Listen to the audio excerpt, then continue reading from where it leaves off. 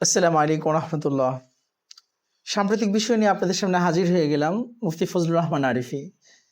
যে কথা বলছিলাম, আজকে একটি সংবাদ আমাদের সামনে আসলো, সেটা হলো যে ৭০ লক্ষ টাকা ১ কোটি টাকা দিয়ে বংশীয় গরু তারা কিনছে। এদের নাকি ১১০ থেকে ১২০ বছরের বংশ তালিকা সংরক্ষিত আছে। কে তার বাবা, কে তার দাদা, কে তার পরদাদা, কে তার বড় আব্বা, এভাবে একের পর এক নাকি তারা নাম বলে দিতে পারবে। এবং তাদের যে ভার্সন বলছে V8, যুক্তি উপস্থাপন করা হচ্ছে মার্সিডিজ ব্র্যান্ডের গাড়ি যেমন কোটি কোটি টাকা, আবার টয়োটা ব্র্যান্ডের গাড়ি ২০ লক্ষ টাকায় পাওয়া যাচ্ছে। তাহলে সেই হিসাব করে কিন্তু গরুর দাম বিবেচনা করা যাবে না। মার্সিডিজ গাড়ি মানুষ চালায় কেন? মার্সিডিজ গাড়িরও 4টা চাকা আর টয়োটা গাড়িরও তো 4টাই চাকা। তাহলে টয়োটা গাড়ি 20 লাখ কেন, মার্সিডিজ গাড়ি আসলে 1 কোটি টাকা কিংবা 3 কোটি টাকা কেন? এই প্রশ্নের কিন্তু কোনো উত্তর নাই। আসুন আমরা এটি নিয়ে একটু কথা বলি। ইসলামী শরীয়ত এ বিষয়ে আসলে কি বলে? এত টাকা দিয়ে গরু কোরবানি করা কি কখনো শরীয়ত সম্মত হতে পারে কিনা? প্রথম কথা হলো, গরুর বংশ পদ্ধতি সংরক্ষণ এর কোনো শরীয়তের ভিত্তি আছে কিনা? আমি বলবো নাই। কেন নাই? রব্বুল আলামিন মানুষ ছাড়া পৃথিবীর কোনো প্রাণী জগতের ক্ষেত্রে বৈবাহিক সিস্টেমকে আল্লাহ পাক রাখেন নাই। কোনো কোনো প্রাণী নিজেরা করে, কিন্তু সেটা সিকিউর এবং 100% ভাবে পরীক্ষিত নয়। একমাত্র মানুষকে আল্লাহ পাক সাক্ষীর মাধ্যমে বিবাহ, বৈবাহিক কন্ট্রাক্ট এবং বিবেক দান করেছেন, যার মাধ্যমে সম্পূর্ণ একটি চুক্তিনামা কী হয়? সম্পন্ন হয়। এছাড়া পৃথিবীর যে প্রাণীর সাথেই যার সম্পর্ক থাকুক না কেন, এরা বিবাহ বহির্ভূত, বিবাহ তো এদের হয়ই না। ফলে এরা যে বংশীয় গরু বলা, এর তো কোনো আমি ভিত্তি দেখি না। সহজে আমি আশা করি বিষয়টা বুঝতে পারছেন। তো এই জন্য বংশীয় গরু বলতে আসলেই কোনো গরু আছে কি না, এটা তো হ্যাঁ, হয়তো সে বিশেষ কোনো ফার্মে বড় হয়েছে, তারপরে বড় কোনো প্রতিযোগিতায় সে অংশগ্রহণ করে পুরস্কার পেয়েছে তার বাবা পরদাদা, এর দ্বারা এই প্রতিযোগিতায় পুরস্কার প্রাপ্ত বাপের জন্ম নেওয়া গরুকে কোরবানি করলে বেশি সওয়াব হবে। কোরআন হাদিসের কোথায় আছে দেখেন, আপনি বলতে পারবেন? আর সবচেয়ে বড় বিষয় হলো যে এখানে আমাদের বাংলাদেশ ডলারের ক্ষেত্রে অনেক পিছিয়ে যাচ্ছে। কারণ যেই ডলারগুলো বাংলাদেশে সংরক্ষণ থাকার দরকার, সেগুলো আমেরিকায় চলে যাচ্ছে। কারণ এই গরুগুলো আমেরিকা থেকে আনতে হচ্ছে, অবশ্যই সেখানে ডলার দিতে হচ্ছে।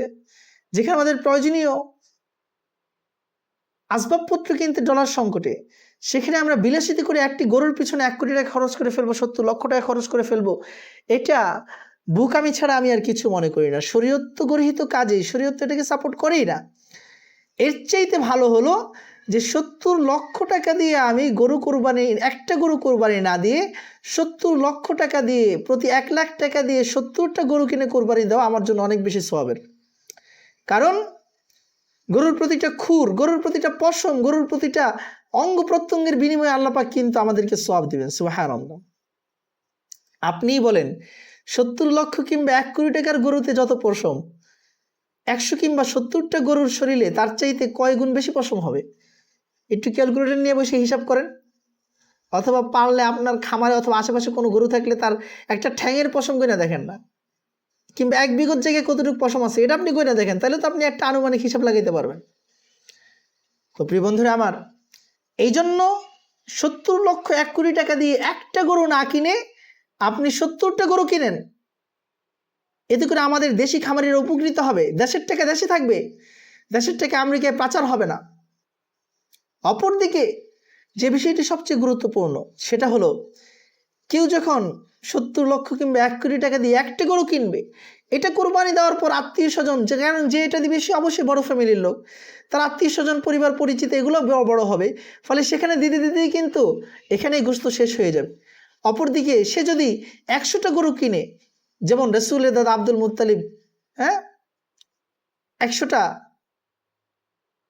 গরু কোরবানি দিয়েছেন। বিশ্বনবী মুহাম্মদ রাসূলুল্লাহ সাল্লাল্লাহু আলাইহি সাল্লামও বিদায় হজের দিন ১০০টা গরু কোরবানি দিয়েছেন, ১০০টা উট পশু কোরবানি দিয়েছেন।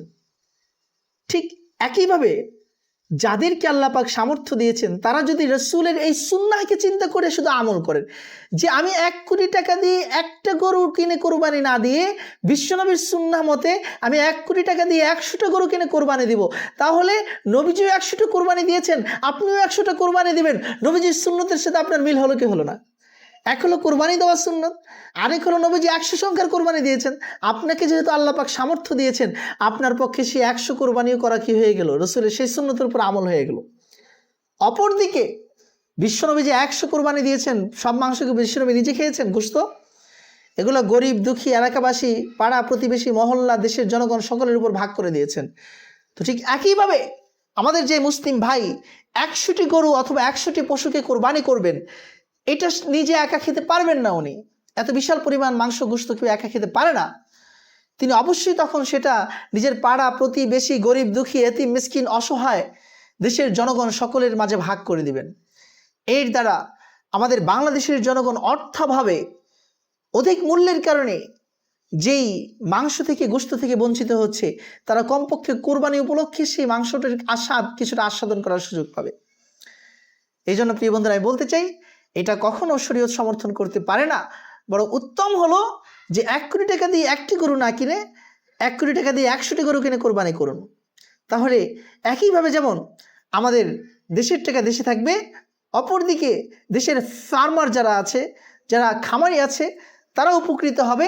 সাথে সাথে আমাদের দারিদ্র সমাজে মাংসের দ্বারা উপকৃত হবে, আত্মীয় স্বজনরাও বেশি খুশি থাকবে। এর সাথে আরও যে বিষয়টি অধিক ভারে দেখা যাবে, সেটা হলো এই লোকটি অধিক সওয়াব লাভের সুযোগ পেয়ে যাবে। কারণ গরুর প্রতিটা পশমের বিনিময়ে, প্রাণীর প্রতিটা পশমের বিনিময়ে আল্লাহ পাক সওয়াব দান করবেন।